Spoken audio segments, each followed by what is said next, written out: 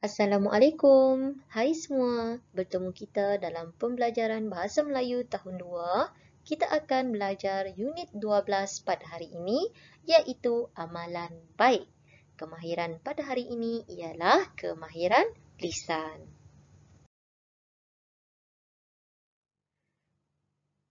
Bagi objektif pembelajaran pada hari ini, diharapkan murid-murid dapat menyebut frasa dan ayat dengan betul dan tepat.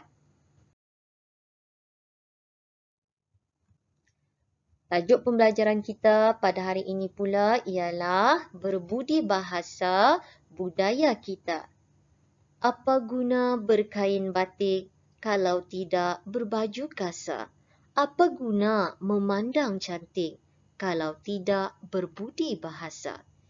Daripada pantun yang baru saja cikgu bacakan tadi, sebenarnya mahu menasihati kita. Tiada guna apabila kita hanya cantik luaran sahaja. Cantik rupa paras, cantik pakaian, tetapi kita tidak mempunyai budi bahasa di dalam diri. Sebenarnya kecantikan seseorang bukan saja diukur dari segi luarannya, dari segi rupa paras, tetapi juga dilihat melalui budi pekerti yang dimiliki oleh seseorang tersebut. Jika dia seorang yang berbudi bahasa, bersopan santun, maka dia juga cantik di pandangan masyarakat kita. Okey. Baiklah, mari kita lihat apakah yang dimaksudkan dengan budi bahasa. Budi bahasa merujuk kepada tutur kata, kelakuan, sopan santun dan tata tertib serta perasaan yang baik terhadap orang lain. Maksudnya budi bahasa ni merangkumi keseluruhan. Sama ada kita punya perkataan, kelakuan kita, tata tertib kita dan juga perasaan. Semua yang baik-baik itulah yang dikatakan sebagai budi bahasa. Okey, cuba kita lihat di sini ciri-ciri orang yang berbudi bahasa. Yang pertama, mestilah seorang yang suka berbakti kepada orang lain, bakti kepada orang tua dan juga masyarakat. Seterusnya, dia juga mestilah seorang yang jujur, seorang yang benar, suka menolong, merendah diri, maksudnya tidak sombong, suka membuat jasa, seorang yang pemurah dan sentiasa ikhlas melakukan sesuatu. Dia lakukan sesuatu tanpa mengharapkan sebarang balasan. Ini merupakan antara ciri-ciri orang yang berbudi bahasa. Okey. Jadi ada banyak lagi sebenarnya ciri-ciri orang yang berbudi bahasa ni. Bercakap yang baik-baik, bercakap sopan santun, kan?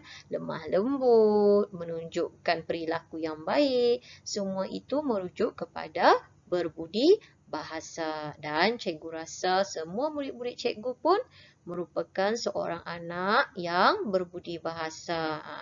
Kita mesti buang perilaku perangai yang tidak elok kerana budi bahasa seseorang mencerminkan peribadinya. Baiklah, seterusnya untuk aktiviti kita yang pertama, cuba murid-murid buka buku teks muka surat 75. Kita baca dahulu perbualan dan juga bahan yang disediakan di sini bersama-sama. Dan kita fahami, kita tuturkan dengan betul dan tepat. Kita baca tajuknya, berbudi bahasa budaya kita. Berbudi bahasa ialah nilai baik yang perlu ada pada setiap orang. Amalan berbudi bahasa ini budaya masyarakat Malaysia. Okey. Apa yang pertama amalannya? Antara amalan yang pertama, kita hendaklah memberikan ucapan selamat apabila berjumpa dengan seseorang. Ini murid-murid selalu buat juga di sekolah, kan? Okey. Jadi, apa contohnya? Selamat sejahtera, cikgu. Selamat sejahtera, Yahya.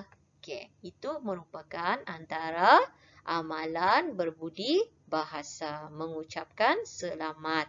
Okey, seterusnya yang kedua. Amalan berbudi bahasa, kita mestilah bertanya khabar dan keadaan seseorang. Jika kita berjumpa dengan seseorang yang kita kenal, kita bolehlah bertanya khabar kerana amalan tersebut juga menunjukkan seseorang tersebut berbudi bahasa. Okey, cuba baca di sini perbualan mereka. Apa khabar Sume? Saya harap kamu sihat dan sejahtera. Khabar baik Hana.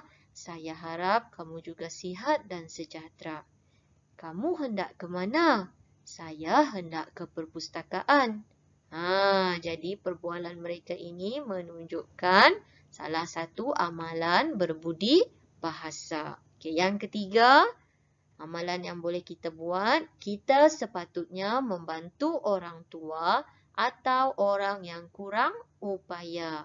Maksudnya jika kita melihat ada orang yang lebih tua yang memerlukan bantuan kita ataupun orang yang kurang upaya, kita boleh menghulurkan bantuan. Okey, cuba kita baca situasi ini, baca perbualan mereka.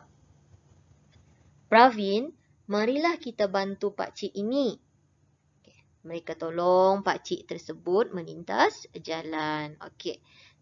Pakcik tersebut cakap apa? Terima kasih anak-anak kerana membantu pakcik. Sama-sama pakcik. Jadi itu merupakan antara amalan yang menunjukkan berbudi bahasa. Baiklah. Untuk latihan yang pertama ini, Cikgu mahu murid-murid baca semula dan tuturkan dialog dengan betul dan intonasi yang sesuai. Kita telah baca tadi bersama-sama kan? Ada 3 situasi yang diberikan. Situasi pertama, mengucapkan selamat. Situasi kedua, bertanya khabar. Dan situasi ketiga, membantu orang tua. Jadi murid-murid tuturkanlah dialog tersebut dengan sebutan yang betul dan intonasi yang sesuai. Kemudian hantar rakaman kepada cikgu. Baiklah, untuk latihan yang kedua, sila buat latihan dalam buku aktiviti muka surat 85 dan 86. Okay, kita lihat dahulu latihan muka surat 85. Dengar, sebut dan tulis. Tajuknya hemah tinggi. Okay, murid-murid dengar dahulu apakah pesanan daripada cikgu ini. Okay. Selamat pagi murid-murid. Kita mestilah berhemah tinggi setiap hari. Kita hendaklah mengucapkan selamat sejahtera apabila berjumpa dengan guru. Jika kita menelefon kawan, kita perlulah bertanya khabar tentang kawan. Apabila kita melawat kawan yang sakit di hospital, kita perlulah berdoa semoga kawan cepat sembuh. Seterusnya, kita wajar meminta maaf jika kita melakukan kesalahan dengan sesiapa sahaja. Akhir sekali, kita haruslah berterima kasih apabila menerima sesuatu daripada orang lain. Murid-murid, nyatakan sikap hemah tinggi yang perlu kita lakukan setiap hari. Okey, jadi tadi ada beberapa amalan yang menunjukkan sikap hemah tinggi yang boleh kita lakukan setiap hari. Okey, jadi untuk latihan ini, murid-murid tulis semula amalan tersebut di ruang yang disediakan. Cuba lengkapkan ayat yang murid-murid ini telah katakan kepada cikgunya. Okey, cuba baca dahulu. Baiklah cikgu, kita hendaklah mengucapkan selamat sejahtera apabila berjumpa dengan guru, bertanya tentang khabar dan awak lengkapkan seterusnya. Di mana awak boleh dapatkan jawapan ini? Boleh rujuk di bahagian atas ini tadi. Okey, ni mengucapkan selamat sejahtera apabila berjumpa dengan guru. Okey, mana jawapan itu? Ada di sini. Okey, ini ialah jawapannya. Okey, kemudian bertanyakan tentang khabar. Mana? Ni yang berwarna hitam gelap ni. Okey, ini jawapannya. Okey. Kemudian awak sambung lagi. Apa lagi amalan yang menunjukkan hemah tinggi? Jadi awak tulislah di ruang yang disediakan ini. Okey, cuba kenal pasti ada ayat yang berwarna hitam gelap. Tulislah dengan ayat yang lengkap di ruang yang disediakan. Okey, seterusnya muka surat 86, aktiviti 1B. Sebut frasa dan ayat yang sesuai berdasarkan gambar, kemudian tulis. Okey, yang pertama, murid-murid baca dahulu sebutkan ayat yang disediakan ini. Okay, yang pertama, silalah duduk. Jemputlah masuk. Terima kasih, jumpa lagi. Terima kasih kerana meminjamkan saya pakaian ini. Okay, murid-murid sebut dahulu 4 ayat ini, kemudian lihat gambar, perhatikan, tulislah ayat yang sesuai berdasarkan gambar yang ditunjukkan. Tulis ayat tersebut di ruang yang disediakan.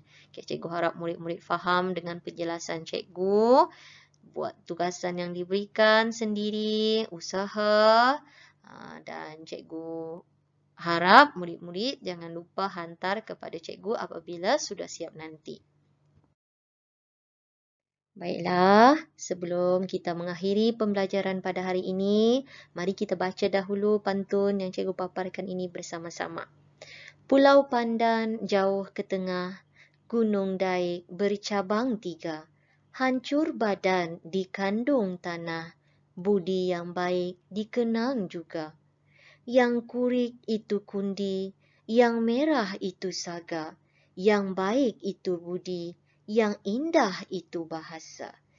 Baik, daripada pembelajaran ini tadi, cikgu harap semua anak-anak murid cikgu menjadi seorang insan, seorang anak, seorang pelajar, seorang rakyat yang berbudi bahasa kepada ibu bapa, keluarga dan juga masyarakat di sekitar. Menjadi orang yang berbudi bahasa yang akan dipandang mulia sampai bila-bila.